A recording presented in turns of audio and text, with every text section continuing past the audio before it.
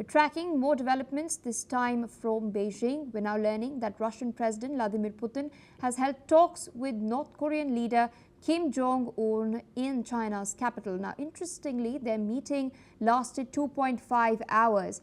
In this meeting, Putin thanked Kim for sending North Korean troops to Russia's Kursk region last year to fight what he called modern Nazism. Now, apart from doing so, Vladimir Putin also invited the North Korean leader to visit Russia. Listen in to what Putin has said.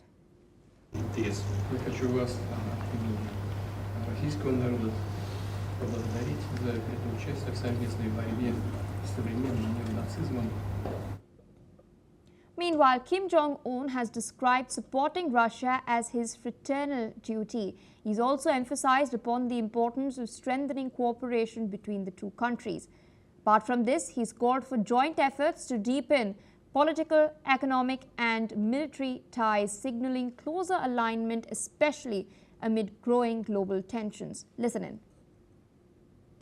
내가 당신과 러시아 인민을 위해서 할 수 있는 것이 있다면, 또 해야 되는 것이 있다면 그 형제적인 그 의무로 우리가 감당해야 될 의무로 간주하고 모든 걸 다해서 도울 용의가 있습니다. 재임 이후에 우리나라 여러 방면에서 협조가 현재 강화됐습니다.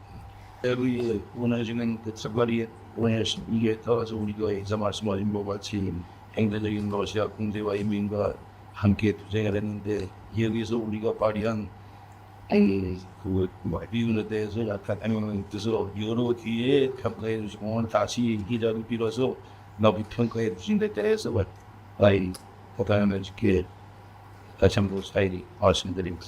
우리 경제권은 여러 분야를 어우러내는 여러 방면에서 협조로서 우리가 그래서 강화해서 양국 인민의 옥리 증진에 이바지할 수 있는 생각들을 만들어내기 위해서 노력해야 된다고 생각합니다. All of this comes amid US President Donald Trump's claims that Russia, China and North Korea are conspiring against the United States. With us on the broadcast is Dr. Sanjay Kumar. He is a journalist at the Korea Herald, joining us from Seoul. Thank you for taking our time speaking to us on NewsX World. Lately, we've seen the North Koreans repeatedly rebuff the olive branch that South Korea has been extending. So in this context, how is the South Korean administration under Lee Jae-myung viewing this Putin-Xi-Kim troika coming together in Beijing? In South Korea, it is being seen as a broader strategy of North Korea to use this strategy and use this setup of a Victory Day to send a message across the world, especially to the US, so that they can come to the table. North Korea has not said that they are ready to talk.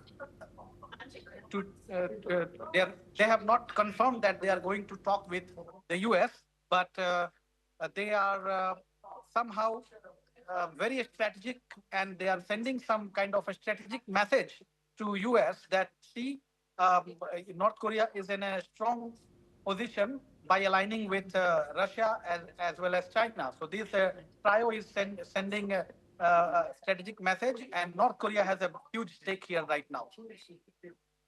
And what's interesting is that these talks follow the recently concluded Ulchi Freedom Shield exercises between the US and South Korea as well. Now, these exercises drew the ire of Kim Jong Un, who then issued threats of rapid expansion of nuclear weapons as well.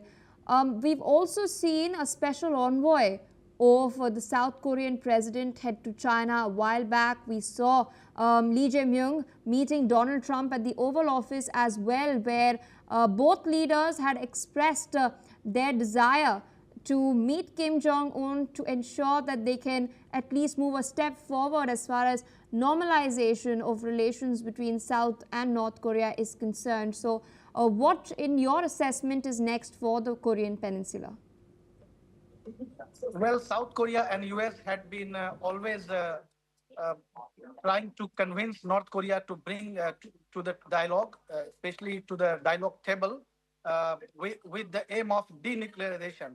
But North Koreans have always denied that those possibilities of any aspect of denuclearization, and that is why talks in Hanoi and Singapore, in a way, failed and it didn't work out.